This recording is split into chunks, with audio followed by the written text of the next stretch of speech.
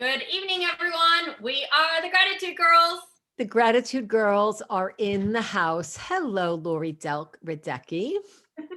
Hello, Catherine Asara Myers. I am so happy to be here. Welcome to our visitors. Welcome to our audience, to our guests.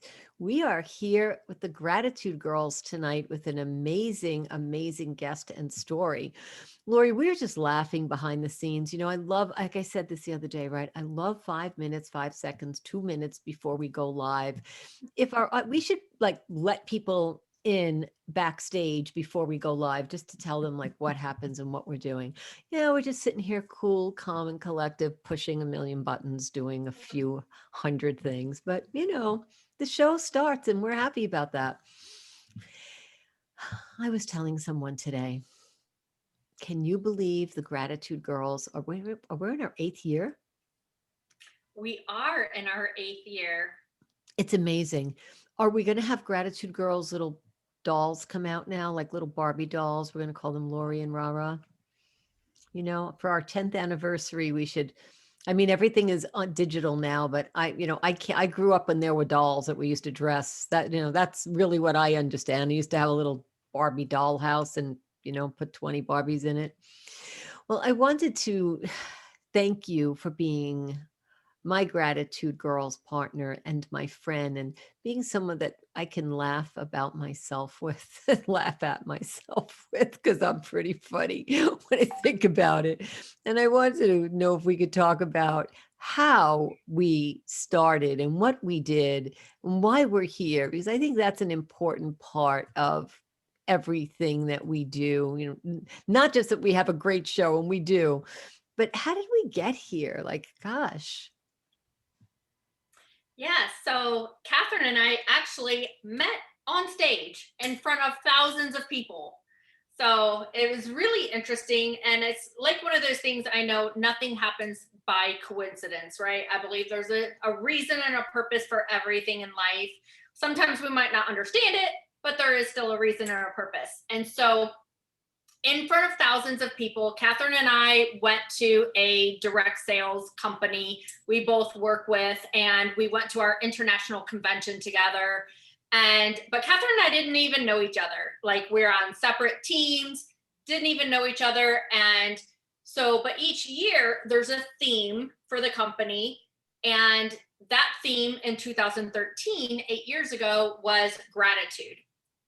So then they elect a winner for that theme. And it's elected not by the company, but by all the distributors and customers in the company turn in their votes, and whoever wins it. So our CEO gets up on stage and he starts giving all the accolades of the person and all the different things that they've done and all the attributes, and just, of course, totally puffs up the person, all the great things about them, right? And so I'm the techie person, I'm the geek, like in the back row, and I'm like, got my camera, got my video, and I'm doing all my stuff. And they call Catherine up on stage. And so I'm like, oh, I'm so excited, a Canadian, and doing all my stuff. And then he says, for the first time ever, and it was like, I don't think there ever was another one either, that there was a tie. And so then he starts giving all the accolades of the next person. And he always starts out like, they are this, they are that. So you can't figure out if it's a boy or a girl. But since I had been with the company for so long, like, I knew a lot of the people. So it's going through my head. I wonder who it is. I wonder if it's this person or it's this person or it's this person. The more tips he gives and clues. And then all of a sudden he said my name. And I was like, oh my goodness. So I went up on stage to join Catherine, and we both got our awards. And of course, he made us both say a little speech. And so, but Catherine and I literally met on stage in front of thousands of people. And so we both knew that, nothing happens for no reason, like I said. And it's kind of like, like they always say about like love at first sight when you're dating. So it was kind of like love at first sight, as in best friends, as business partners, as just so many different things. And we knew that there was a reason and a purpose. And like literally like 2 minutes, Gratitude Girls was born. We didn't know what we were going to do with it yet, but we knew that that was our new company name. It was really powerful to meet you, Lori. I had always wanted to know who you were when I heard that you were the person in our company who gave the most gifts away. I thought, what would it be like to receive a gift from you? Little did I know. And what kind of person were you to give so many gifts? Of course, the first minute I meet Lori off stage, she gives me a gift. So you come by that naturally. My knees were shaking. And when I heard that, my knees were shaking, period. I walked up on stage and it was part of my I am statement. And who knew that would happen? And then when I saw you and I got to meet you and look at you, and we walked down the stairs and I held your hand and we grabbed each other's hand. And then we spent the weekend together at that convention, sitting next to each other in the VIP section. So many wonderful things happened. I remember walking up the steps and seeing you, and walking down the steps and being with you. One year, we actually took it to another level. For our audience who doesn't know this, we went back to a convention and we wore the same exact dress. And it was a superheroes convention, and we went as the Gratitude Girls. And I love that dress. So we went in these navy dresses with this mesh, and the leap of faith. Lori bought the dress. I don't think I did any. You showed it to me, and I put it on in Salt Lake City when you gave it to me. So I was a superhero, and you're really my superhero because you arranged that and I put it on, and there was just blind faith. Like, if you say this dress is for me and it's going to fit, then that's what I'm going to do. And I loved that. I've never trusted anybody the way I trust you. And as a Sicilian from New York, I have to tell you, that's a huge deal for me because I'm living in Canada, and I don't know if you ever get the New York out of the girl, but I will never forget the day that we met and all the things that you've done. So thank you so much for being my Gratitude Girls partner. It means so much to me every single day. Yes, thank you. And we get to do this. We get to have our show and meet guests and then have things that we have in common with them. And I know that you want to move on to the next part of introducing our guests. So I will patiently await so that I can speak with her. Yes, Ada Lloyd is one of my amazing friends that I've met. Same thing, nothing happens for just no reason. It's not a coincidence. So, different paths through life. I believe we meet people for different things. So, I met Ada a couple years ago and we just really connected. I love the way she thinks and the way she teaches. She's a coach and trains, and I get to follow a lot of her things and just in everything that she teaches. She is the best-selling author of 7 Pillars of a Happy and Successful Life. She has so many other attributes and just an amazing person. And also her story is so wonderful. If you read the bio of many things that she's gone through, she is the epitome of gratitude. And so we are so happy to have you here, Ada. Thank you for coming. It's absolutely a delight to be here. And I just relish hearing your story. I've heard it before, but it brings to mind, I've collected favorite quotes for over 30 years, and I've got over 3,000 of them. One of the first ones I collected says that a coincidence is a miracle in which God chooses to remain anonymous. And I don't believe that the connection that the two of you had was in any way coincidental. I agree with you, Ada. It really feels like such a blessing. That day changed our lives. And look at how we get to sit here and be with you and truly share this platform with you for your gratitude and your stories. I've been thinking about you because we have a list of guests that are on our show, obviously. And when I saw your name, I was really so excited. I signed up for everything I could online so that I could get to know you better. I'm surprised like you're not feeling like, I don't know if I signed up twice under 2 emails. I'm like, I just want to read everything from you.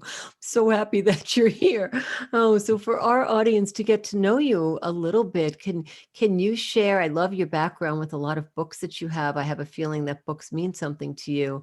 Can you share a little bit with us about you so we get to know you in the day in the life? So much of what I'm about came from some really tough things that happened when I was growing up, and I'm not unique in this respect, but I grew up being sexually abused by my father at a time when nobody talked about that. It wasn't on the public radar. And there were no books, there were no programs. And so as a child, you feel like there's something wrong with you and you feel alone. And I was fortunate in that I figured out a way to in a socially acceptable way, run away. And I left for college 1 month after my 16th birthday. I got 2,500 miles from home. So I had a sense of physical safety, but emotionally, I was still a mess. And I was just incredibly blessed in that a few years later, I received a life-altering epiphany that said, you're not responsible for your father's choices, but you are responsible for how you allow them to impact your life. And that sent me into the self-help arena, looking for pieces that worked, tossing out pieces that didn't, ultimately having a basket full of pieces that didn't connect and figure out how to connect them. And several years down the road, I was asked to share some thoughts on how to deal with stress. The person who asked me said, you deal with more stress than most people and you do it better. And so I was talking to a couple of hundred people. And, I talked about the kind of stress we all have every day. The teenager that rolls their eyes at you, the guy that flips you off on the freeway. And then, the kind of uncommon stresses that are big things in our lives. Things like, divorce, health issues, financial issues, delinquent kids, being sexually abused as a child. Listed a half a dozen of them, said, I've experienced all of these. And here are the strategies that have worked for me. And afterwards, I had 4 women come up to me and individually put their arms around me, put their head on my shoulder and whisper, I thought I was the only one. The 4th one couldn't say anything. She just sobbed and sobbed and sobbed and sobbed. And I knew and she knew. That was the day I understood that even though my hope and healing was not yet complete, I had a responsibility to reach back to those who did not yet know hope and healing was possible. And that was the beginning of the journey that has taken me where I am today.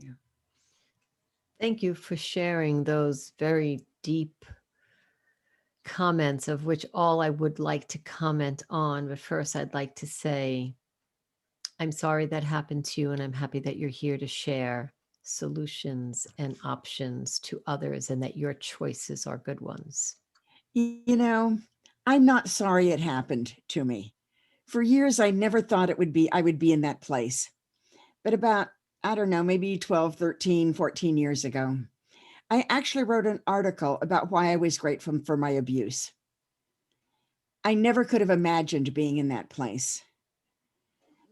But the process of healing and building and serving others has brought me so much insight and so many good things that I can honestly say I'm grateful for it.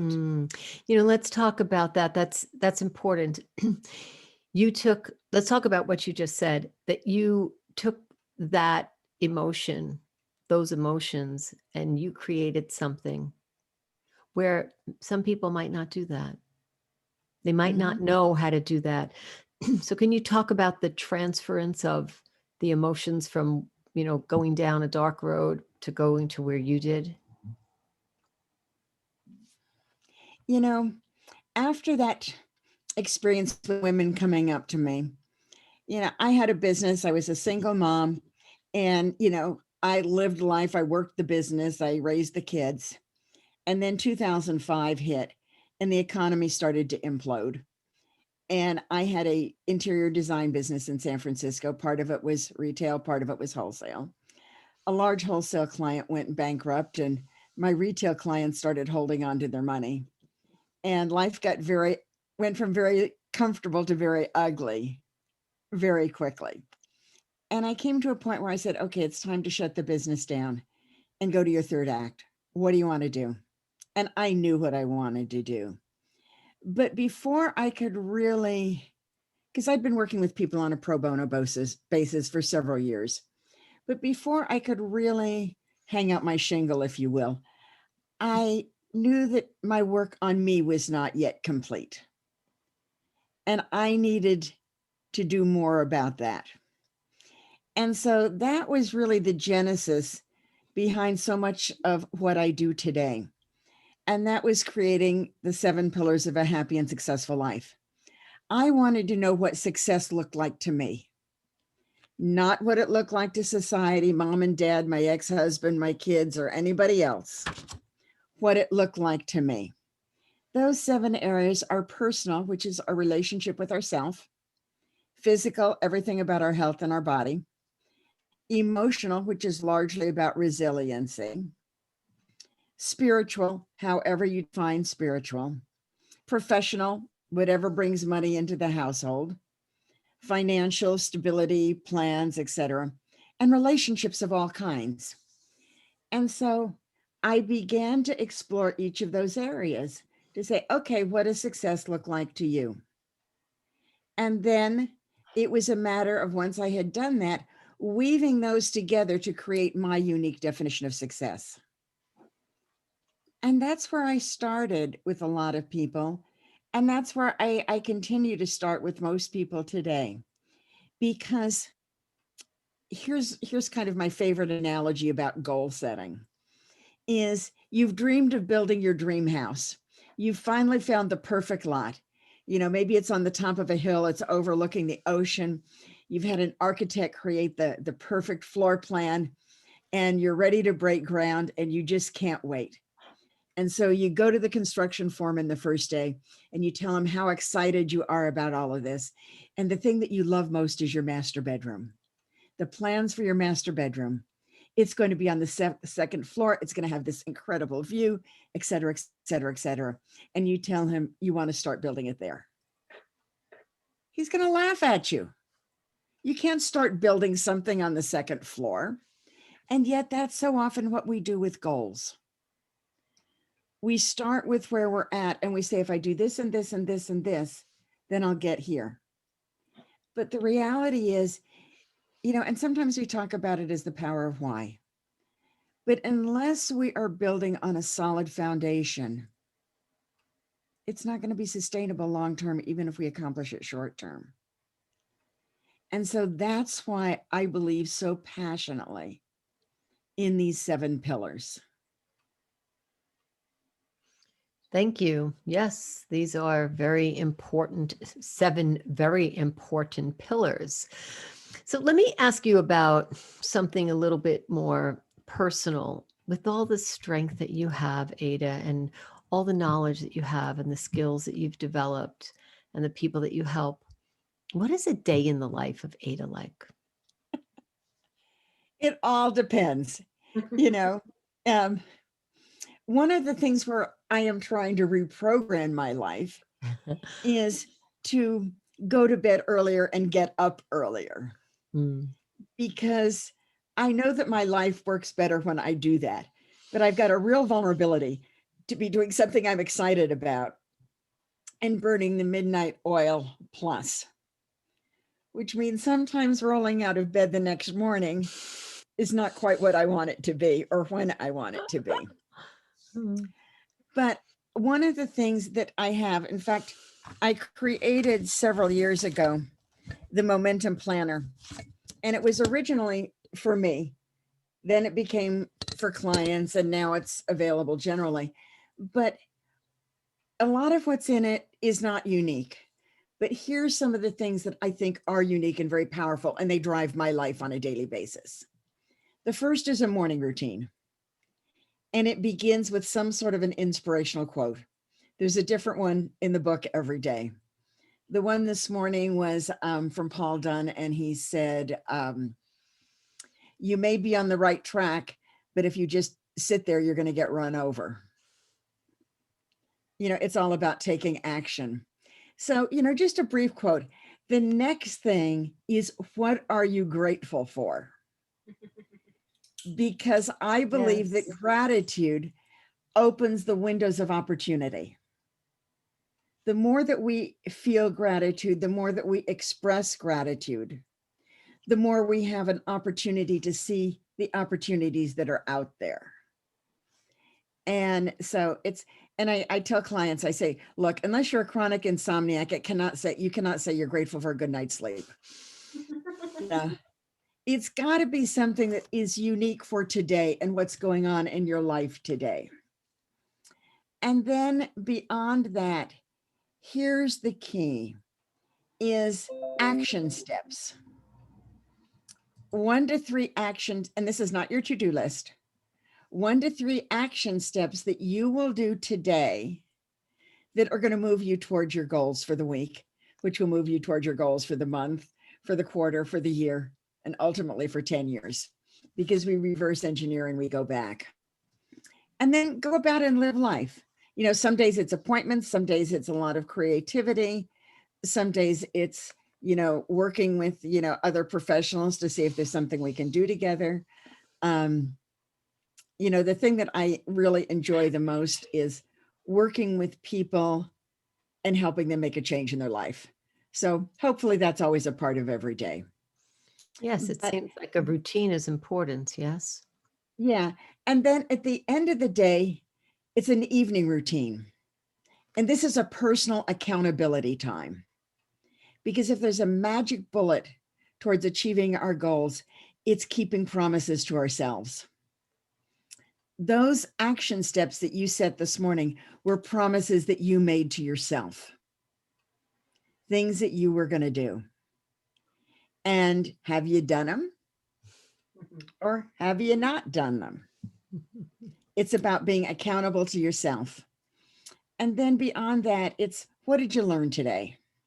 Because, you know, hey, you've got grandkids. You know, sometimes what we learn today is that, you know, my granddaughter was in gymnastics and she learned to do a routine that she hadn't been able to do before. And today she nailed it for the first time. Sometimes it's about our business or our personal growth or our spirituality, whatever. But learning on a daily basis is important. Adi is so right when we were talking about that before. Sometimes it's the things that we forget that someone else teaches us, and we're like, oh, I have to learn to be open to that. So we know it, and then we might forget it, or we might just put it on the shelf. We were chatting about that earlier. And let me ask you about the tough times, like when you know that you're having a tough day, these tough times in our audience, someone could be sitting in our audience right now going, yeah, well, I can't do that. Or, you know, I'm not having an easy time of it. What do you do for yourself when you really want to pull yourself, you know, step away from the story and go into the more positive side of things? And not a magic bullet. I know you just told us about the routine, but what if there's just something that's glitching? It's not in alignment. I'm going to say one thing before I go to that. The last part of the evening routine is gratitude again. Thank you. Thank you for that. Okay. So what I would say is there's 3 or 4 things that I do. One is just, you know, get up, walk around the house, go out, you know, get some fresh air, whatever. Another is sit and read something that is going to inspire me. But when all else fails, I was at a business seminar many years ago. And to make a long story short, we had the opportunity to break a board where on one side we had written our biggest fear, and on the other side we had written how life would be different if we broke through that fear. I was terrified to do that for a gazillion different reasons that we don't really have time to go into here. But that board sits approximately 7 feet from where I'm sitting right now. So when I feel overwhelmed, when I feel like I simply can't do this, I pick up that board and I read what I wrote many years ago. And I have this conversation with myself that says, you had the courage to do that. You've got the courage to do whatever it is that's sitting here making you crazy right now. Thank you. Thank you. That's great. Because sometimes we have a tough day and we're just out of options at that moment. You know, you get a little bit sidetracked. You know, that's why I think our individual strategies are so important. Because one of the things so often we have things that have happened in our history that keep us chained to that history and keep us stuck in the present and from moving forward. And one of the things I do is I work with people to break those chains. But here's the thing, is the biggest thing about breaking the chain is getting the tools to know how to break the chain and to use them the first time. Yes. Because there's going to be more things from our past that are going to jump up. There's going to be things today, there's going to be things tomorrow. But once we have those tools, we have the confidence and the security that when they appear, we know what to do. And there's freedom in that. Yes, thank you. Thank you for that. I'm thinking about that with the tools, right? If a carpenter shows up and doesn't have the right tools, how good a carpenter is he? So we need Probably to, not going to be able to accomplish what you hired him to do. no, especially when you talked about building the house. What a great story that Yeah. is. Great analogy for that. Lori, did you want to ask Ada anything before I ask her something else?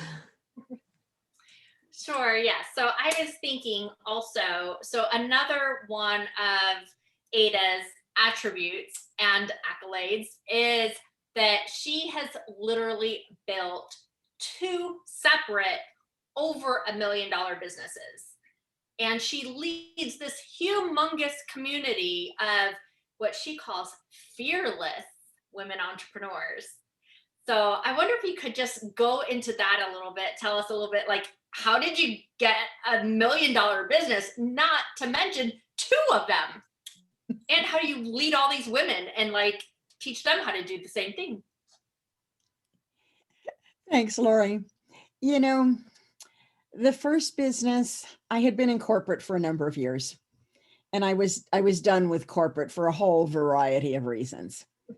And the first business was basically being a road rep, and I was traveling the West Coast, selling fabric to apparel manufacturers and the really large fabric stores. And the key to building that business, and it peaked at about 1.2 mil. The key to building that, and that was like 30 years ago. So a lot more today. The key to building that business was just really caring about my customers and what their needs were, and being diligent with follow-up. And I had a good mix of lines and products, but it was, you know, so did a lot of other people. It was just about the authenticity of them knowing that they mattered as people as well as dollars. The second business was the interior design business. And that was, I decided I wanted to get off the road and sleep in my own bed. And it was, okay, how do you take what you know about fabric and design and construction and apply it in a new way? And that was, again, about the retail part of it got built first. And it was about, yeah, we did a lot of promotion and a lot of advertising, but it was about just really paying attention to what people wanted. And one of the things that would always annoy me, I was in a very high rent area just outside of San Francisco. And so I could go into homes in Hillsborough and some of these other areas, Woodside, Atherton, and I could say, X designer did that. X designer did that. Y designer did that. And that offended me because I should know, because it shouldn't look like the designer. It should look like the client. You know, my thing would be, I want to do for you what you would do, you could do for yourself if you had my talent and my skill. And so after building that business for several years, a large furniture store came to me and asked me to take over their leased operation. And, you know, that's when we, you know, went over 2 mil, was after that happened. But that was ultimately one of the keys to our downfall, because their parent company went BK and life got very, very ugly, very, very quickly. And so whether it was building those businesses or working with clients today, I think the key, we hear a lot about authenticity, but unfortunately, I see a lot of fake authenticity. And I think most of us have BS detectors. So it's about people knowing that you are who you say you are, and that they're going to get what you tell them they're going to get. Now, I don't have the capacity to magically distill all of this and drop it like raindrops on your head. You've got to do your part. But I don't think there's a substitute for genuinely caring.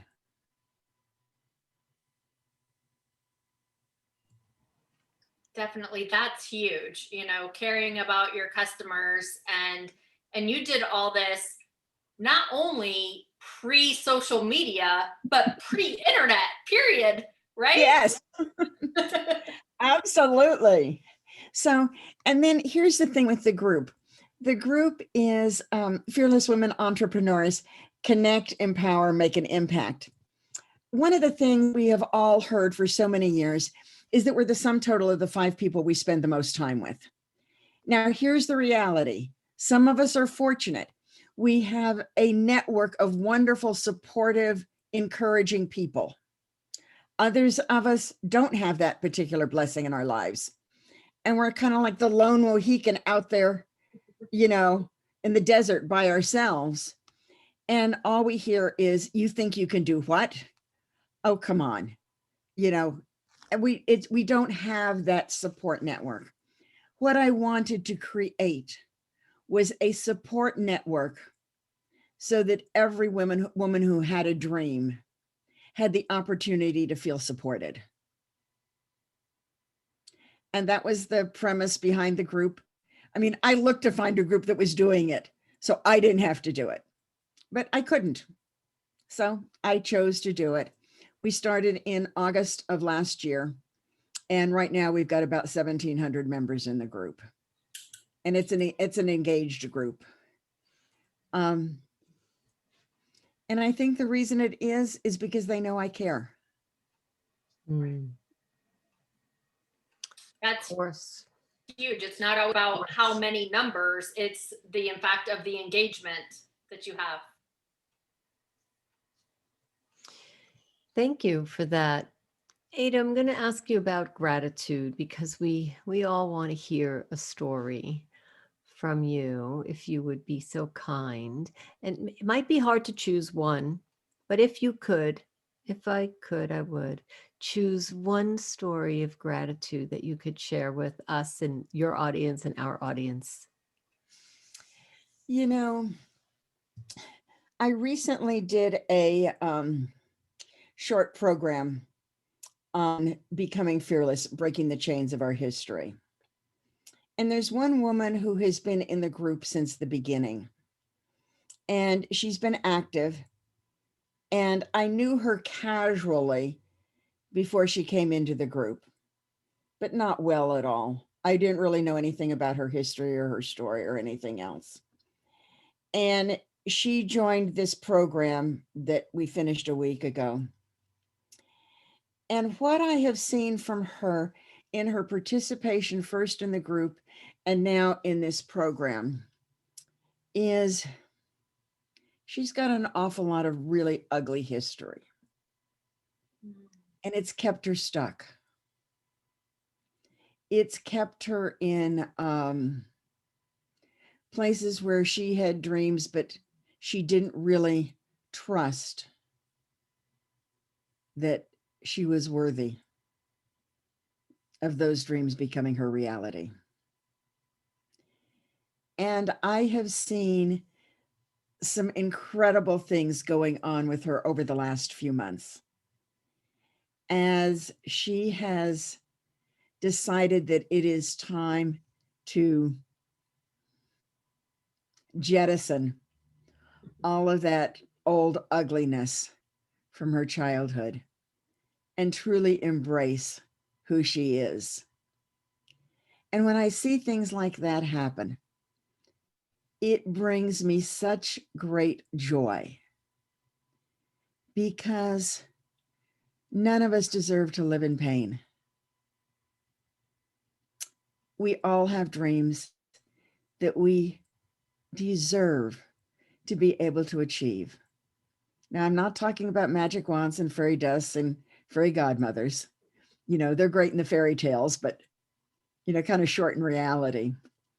But what I am talking about is the willingness to do the hard work and to embrace the ugliness and determine what of it is your story where you may have some responsibility and what of it is somebody else's story, and figure out how to disconnect their story from you so that you can move forward.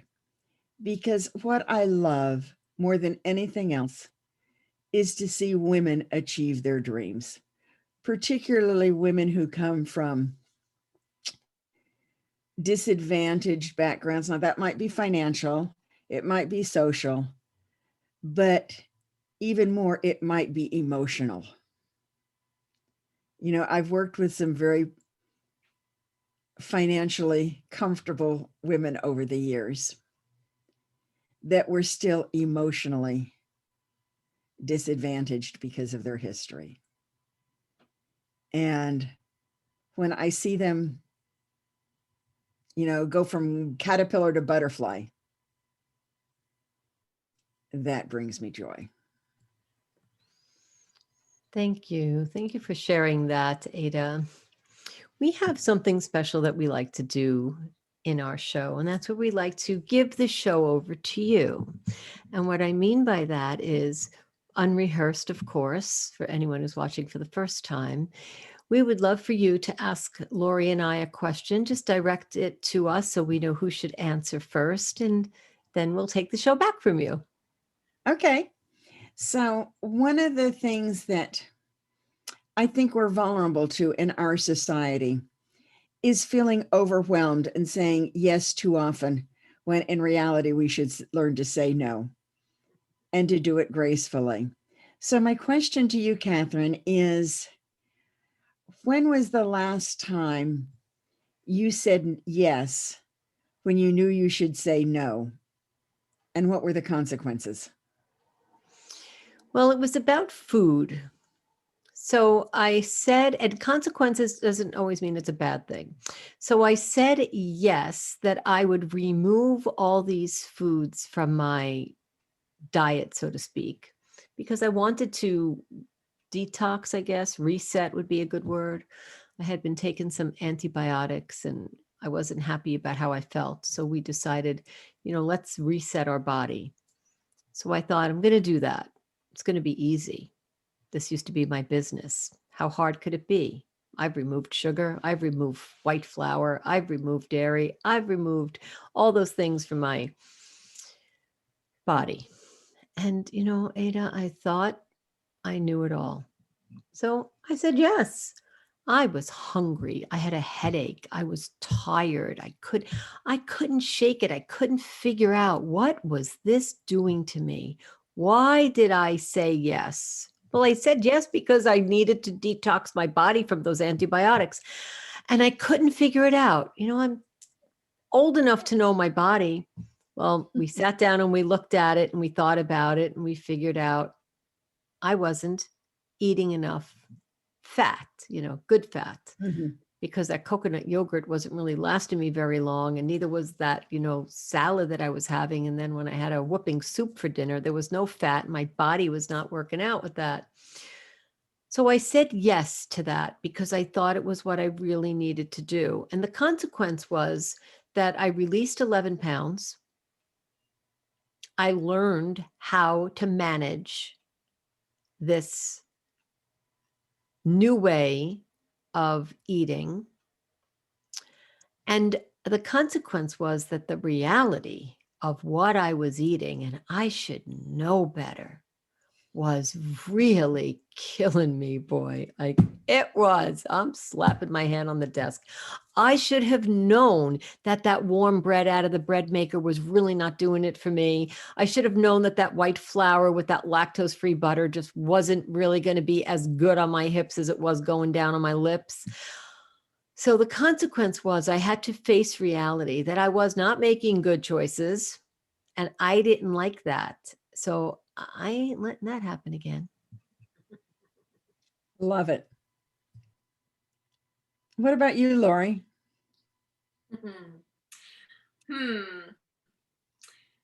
So, the first thing that I thought of when you asked that was I've I I'm one of those people pleasers, right? And I like to everybody be happy. And why can't we all just get along? No matter what race, no matter what financial status, no matter what background, we can all play like when we were 2, 3, and 4, right? It didn't matter to us. We all played together. So why can't we as adults, right? So anyway, but drag that theory that I've had all my life into my business. I've done that as well. And that's it. I would say yes to so many different things. And where I got to where for a while I was working almost 100 hours a week. And I didn't need to. I thankfully, thank the Lord, my business grew very well and I was financially doing very well. But because I would have so many clients ask me for favors, for this, for that, and because they knew that I was good at what I did, and even when I would raise my rates like consistently through the years to kind of weed out some to help me, I would still stay so busy. And for a while after my kid's dad passed away and then all my children were pretty grown, it worked great for me, because it kept me busy. And then when I found somebody new and started trying to fit in dating again, and so we talked about some things, and especially I had some different clients that were quite demanding, and like they thought that they were my only client and I should answer the phone no matter what when they called. And I know I've always struggled with that of people ask you to do something. If you can, you should, right? That's kind of the way I was taught growing up anyway. And so I had some trouble in those areas, and so I fired a client. And when I did that, it was just like such a big burden, like just off my shoulders. And I really enjoyed my life and my business so much more.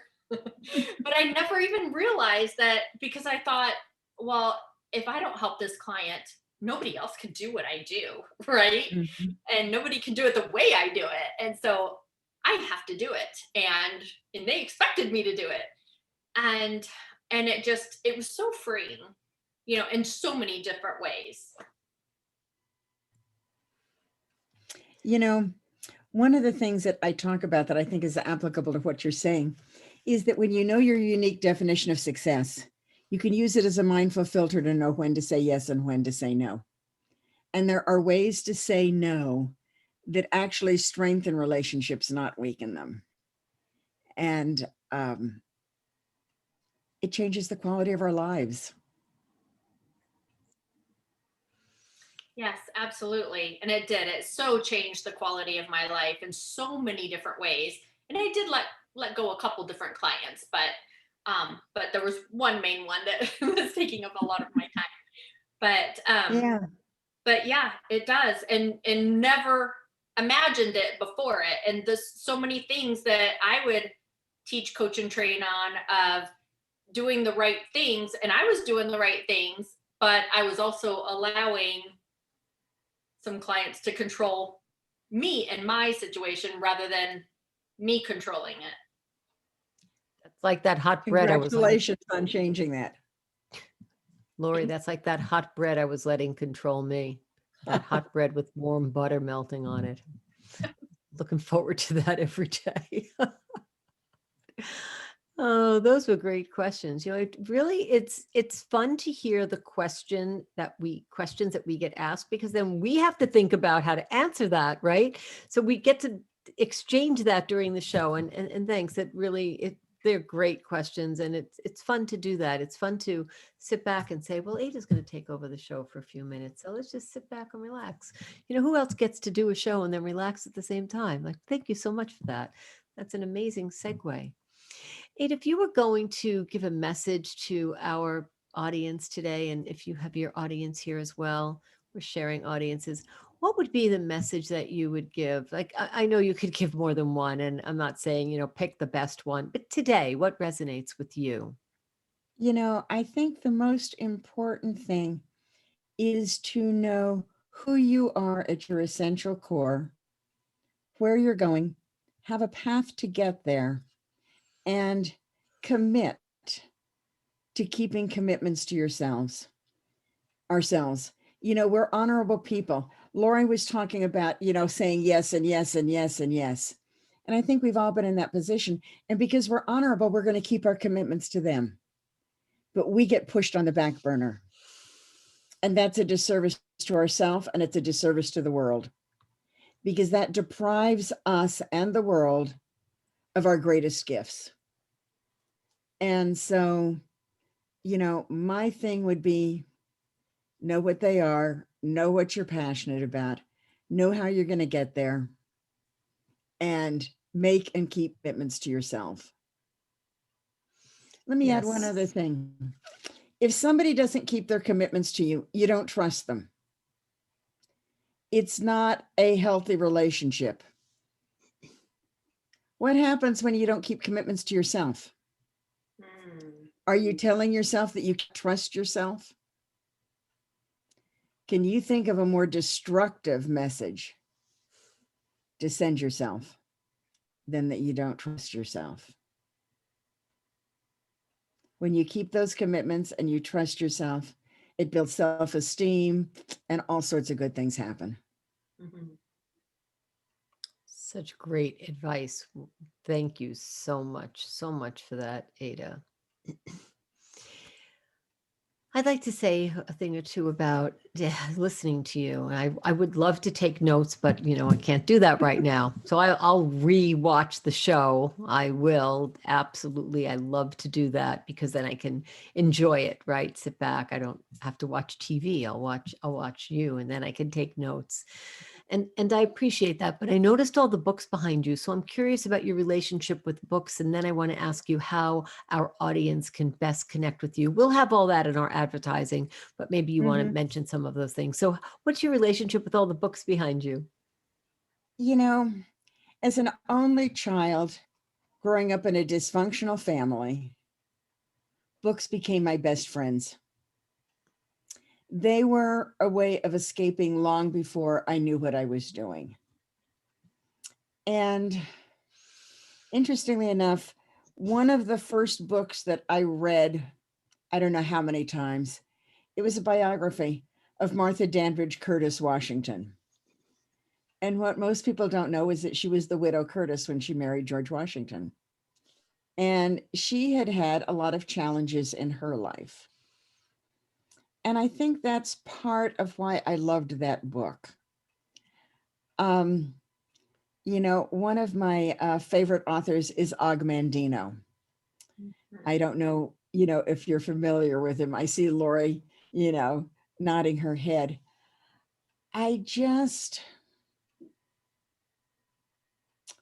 Books can take us to another place physically, or they can take us to another place within ourselves.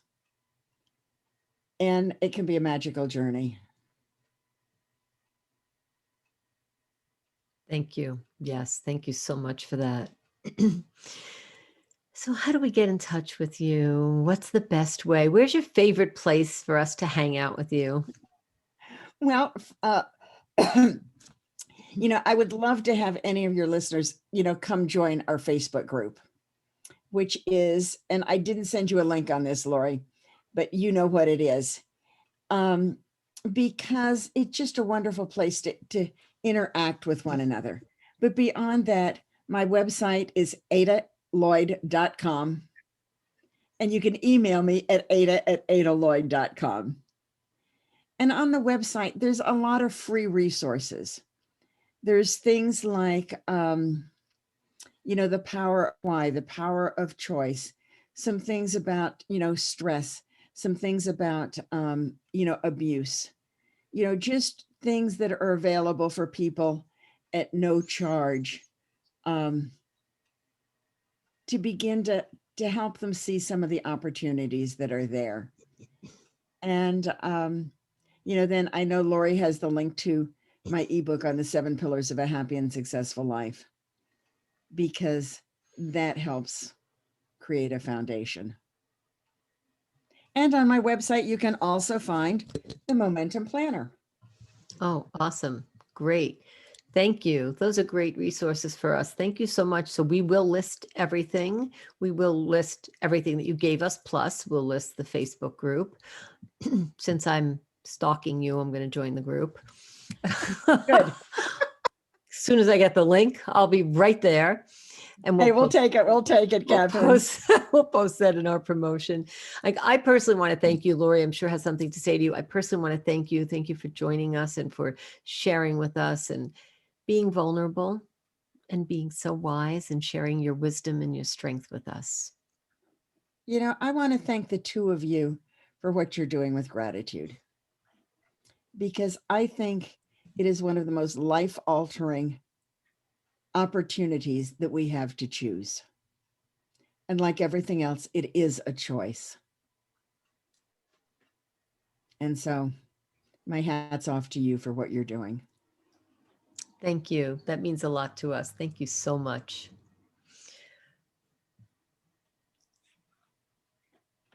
Yes, thank you so much for joining us, and thank you for sharing so much that I kept thinking, oh, I need to take a note. I need to take a note. And then the same thing. So I watch the shows back over again later, because I don't want to be doing other things while I'm supposed to be paying attention, right? But the same thing, you said so many good things that I was like, oh, I gotta write this down. So thank you so much for spending your time with us tonight and sharing your wisdom and sharing all of you with our people. And yes, everyone, join her group on Facebook. We're gonna post the link to that, and her book. I mean, you can get that free. And so she sells that also. So, and you get to get it free because you're our listeners. So that is amazing for you sharing that with us as well. Thank you so much. And anybody that is listening, we get these such amazing speakers and from people that watch our shows and that we run into and meet in everyday life. But if you want to be like Ada and join us and be one of our special speakers and get featured on our show, go to our Facebook page at facebook.com/gratitudegirls and click message there and send us a message with your contact information and a gratitude story that you would like to share with the world. And Catherine and I will both get that message, and we will get back with you and let you know when you can be on our show and when we can get you fit in our schedule. We are almost booking for 2022 already. Yes, that's amazing, Lori. Did you see I added someone else in today? We also have a Facebook group called Gratitude Girls, girls who love to share gratitude. Oh gosh, is that the right name? Yes, of course it is. Every day. Every day. You like to share gratitude every day. And if you choose to look that group up, you can share your own gratitude messages with our community. So that group will give you a way to interact. Tell us what's on your mind. We'll tell you what's on our mind. And there's a whole, audience there for you to share and maybe create some new gratitude in your life. So we have a few places that we'd like to hang out with you and we'd like to see you. Ada, we'd love to see you there on that page as well, so that you can share your messages with us. They're so uplifting. Yeah, thank you so much. And to our audience, To you, Lori, to you, Ada, thank you. This has been a fun show and lots of deep, meaningful stories here tonight, Ada. I appreciate it. My pleasure to be with you. Love what you're doing. Thanks. Awesome. Thank you, Ada, for being with us. Thank you, Catherine, for also always running the show with me. And thank you, everyone, for watching. We so appreciate and love all of you watching us. And we will see you same time, same place, same Gratitude Girls channel next month.